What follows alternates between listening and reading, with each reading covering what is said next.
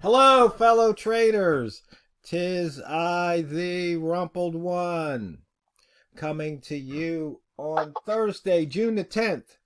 The year's 2021. Let's talk trading. Trading is part science and part art. This is part 4 with Walmal. And just so you know, these videos are for educational purposes only. Your results may differ from mine and from Walmal's. Walmal, we had a trader out on one of the forums that once wanted us to dive into the DSR trades a little bit more. And I think that's probably a good idea because DSR trades are definitely part art and part science. Yeah, you're exactly right. With a DSR trade, you're just constantly monitoring the charts to make a determination as to when you get in and when you get out. And there's a lot of art to it. Now, the science part of it is that, okay, we basically use the 3LZZ, and use that as our indicator to go and help us to figure out where we go in.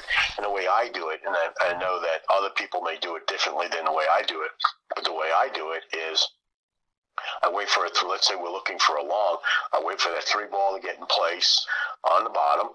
I then go and wait for the next candle. If I'm doing it on a 1 minute or a 5 minute, I wait for that next candle to be a white candle or a bullish candle, and then I wait for the next candle, so I break the top of it, and just go and take that up.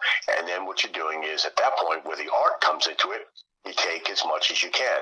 And, I know sometimes you'll call it a smash and grab, so sometimes you can go in there, grab a couple of pips and get out.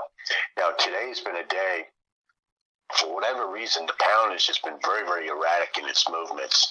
It's starting to even off a little bit now, but still, even like the spread of my broker right now is 0.4, 0.5.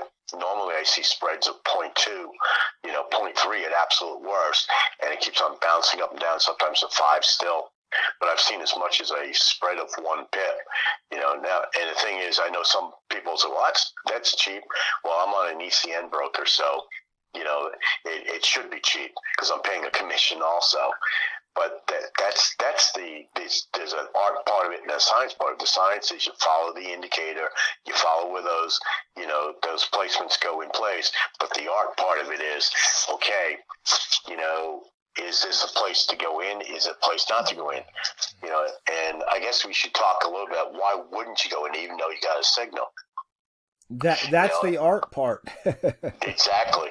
And the art part of that is that, it's moving down. But, when you get a three ball on a chart, when it first shows up, you got to remember that's a breakout ball. That means that what's happening right now at this moment in time, okay, as soon as that ball shows up, price is continuing to move down, and it's moving down. Well, actually, we just got a 3 ball on the top, Walmart. Okay, we'll talk about it from the other side then. See, we got that 3 ball just showed up on the top. That doesn't mean that it's just going to right here turn around and go down. It might, but there's just likely a chance that it's just going to continue moving up. In fact, it did since that 3 ball got put in place. It has moved up. So the art of this is just saying, you know what? It's not time to go in yet. It's still moving up. I need to go and wait. And you can go and wait either a couple of ways. One way you can do is you can just kind of, basically, wing it. And what I mean by that is that, okay, it stopped moving up, it's starting to move down, it's time to get in. That's one way to do it, and that's probably more artful than the way I would care to do it.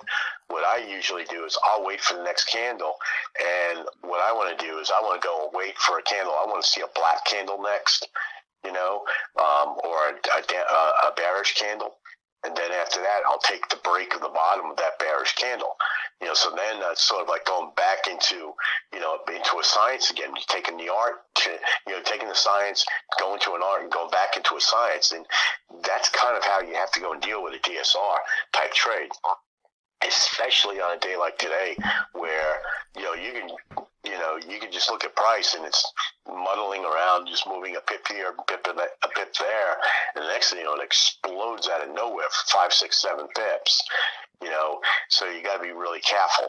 Yeah, and so there's a couple of different ways we look for it. So normally, if there's a 3 ball, we let that candle close, and we call that the wait candle. So you just wait to see a direction. And now you see we have the highest low and the lowest high on the TRO HL5 indicator set to show it in the 34. And once again, 34 corresponds to the 3 ball settings, because a 1 ball is a 5, a 2 ball's 13, and a 3 ball's 34. And that's like every other fib number if you want to know where those numbers came from. And so you can see here we just had a the price just went slightly through that 41,536 level, and so there you would have had a little drawdown. Now you'd be up about a pip or so, and you can just see that's how we do it. Now you'd be up 1.6 pips, 1.7, and now 2.8, and they got 1 ball put in. And this is the other part of the art. A lot of times when I see that 1 ball, I'm out. Now, in this case, I would stay in because that candle's still bearish. It's black on my chart, could be red on yours. And then I would wait. So now, and I also look at the multimeter, and I can say I got 3 M1s red in a row. I got 1 M5. And I might just wait on this M5 to close. I'm up 4 pips, 4.7. You see that? So, I mean, this is kind of funny that should have actually taken that trade. Dang it. I'd be up 5, 6 pips. Right. But it's a very nice, easy trade. But there is a bunch of art to it, because, it could have very easily, just hung up out there and just waited and waited and waited. And that's why it's one of these things where you just got to watch the chart, see what it's doing. There is certainly a clear set of rules, but at the same time, you also got to remember that, sometimes these rules have got to be taken and just looked at with a kind of a slanted eye, I guess, so to speak, where you just like, maybe I can bend this rule, maybe I can't. And that's the problem with when you're doing artful trading, is that can sometimes get you in trouble. So then you probably should have other rules in there to go and manage your risk maybe a little bit tighter. Yeah, and the other thing is, see, like right now I would be out. Why? Because this candle was turning green here. And then probably what would happen, I'd be out, and then it would come all the way back down, and I'd be yelling at the screen. But no. And see, the other thing is, the biggest part of the art is, Walmal and I pretty much trade in the moment, as opposed to the market structure guys. They'll put their entry in, they'll set their TP, they'll set their stop loss, and they walk away. They don't manage to trade on a tick-by-tick basis like Walmal and I. And just like I said, if I would have gotten out, price just pushed lower. And that's just something that I know. But see, now I'd be happy that I got out when I did. So, and this is one of those things where once you're out of the trade, it's like, forget it, it's over. No reason to be mad, no reason to be glad, just get back to business. Because in this particular case, for 1 minute you're yelling, dang it, and then all of a sudden, oh man, I'm glad I got out. So, just get off that emotional roller coaster. Yeah, I'm going to talk about the exit for a second. Sure. Because my exit method would have been a little bit different than yours. When we got that white candle there, I would have stayed in the trade because it didn't break the open of the previous candle. However, the next candle, as soon as it went above the high of the previous candle, I would have jumped out at that point. So in this particular case, we probably would have gotten the same amount of pips. It just would have worked out that way. Would have gotten probably 4.5 pips, something like that. But it's just, for me, it just sometimes it works out better. And in this case, I got a feeling this is probably going to go down a little bit further. But the thing is, I'm looking at it from the perspective, put pips in the bank, and just be happy with it, and just keep on collecting those pips. Yeah. This, again, is not something where we're trying to grab 10, 15, 20 pips. Can it happen? Oh, yes, it can. There's no question about it that it can.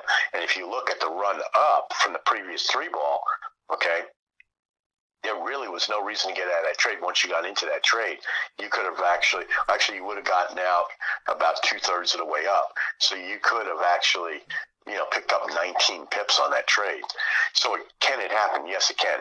The likelihood of it happening is pretty stinking small. Yeah. And I was just showing the traders out there what indicators I have on this template. So, for example, since this is we're using the 3LZZ, I've got my recent indicator. So you can see it's telling me the most recent ball was a 2 ball on the bottom on M1. On M5, there was a 3 ball at the top on a previous candle. On the current candle, we got 3s on the 15, the 30, a 2 ball on the 1, and a 1 ball on H4.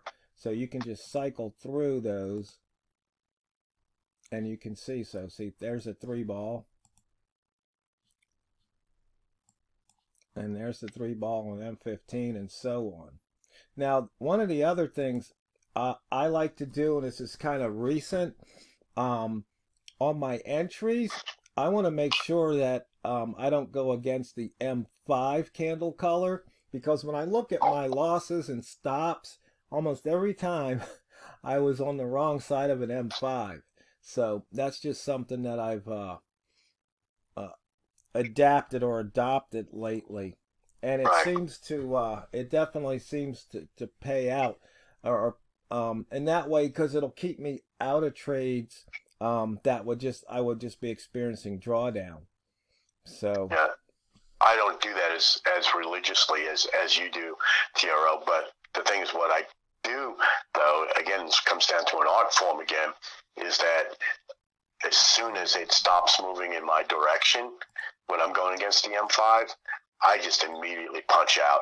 And I don't care if I've only gotten 1 point into the bank, not 1 pip, but 1 point in the bank. That's just where I'm going to get out. Yeah. And it just, and the only reason why I do that is because a lot of times it will go and run a good distance. So, I'm just taking the chance to do that. But the safer way to do it is exactly what you said. Just don't trade against the M5 in that particular case. And if you look at that previous trade we were talking about, notice why we would have gotten out at that point. Look where price is right now. Yeah. It's right back in our entry. So now we'd be really kicking ourselves. We would have been up 5, maybe even 6 pips. And now we're sitting there with 0 pips. Right. And we'd be psychologically damaged at that point. Yeah, and so if you look at this 2 ball, so we usually can trade off of a 2 ball, because in this particular case, you've got green, pretty much across the board there. So you had a 2 ball, then you had a wait candle. And the way I've got this indicator set up, it was showing me the M1 high from 2 candles ago. And so right here, when it broke that high, there was an opportunity to go long. And so that was at the 50 level, which is a psychological 50. And right now you could be banking another 3 pips if you so desire. Yep. Yeah, and the last part of, I guess, with this is that if you look on that chart right now, you see a 3-ball at the top, then you see a 2-ball on the bottom. Now you see another 1-ball on the previous M1 candle. And that's a pattern of 3-2, what I call a 3-2-1 pattern. That's a pattern that sometimes you want to look for and you want to go short on it. But what you need to do is you need to break the bottom of that candle where there was a 1-ball. Now the 1-ball's moved over, so the pattern's off, and you start all over again. And you just got to keep on doing that and waiting for that to happen. This is not, right now we actually got down to the bottom, at least on my chart, got down to the bottom of the previous M1. That was not an entry because, we were in a wait pattern at that point. Yeah. So, fellow traders, the fastest 15 minutes in trading is up once again. I hope that helped that one trader that wanted to know more about DSRs. We can always, revisit any of the methods that we use: Walmal, DSR, RAT, Wick, buy zone, pivot fade. So if you have questions, feel free to ask. And this is Thursday, so we had news out there, so hopefully everybody, made some money off of that news event. And just remember, when you sit down at your trading platform, it's not what you trade, it's how you trade it. So go out there and drain the banks. This is TheRumpledOne, over and out.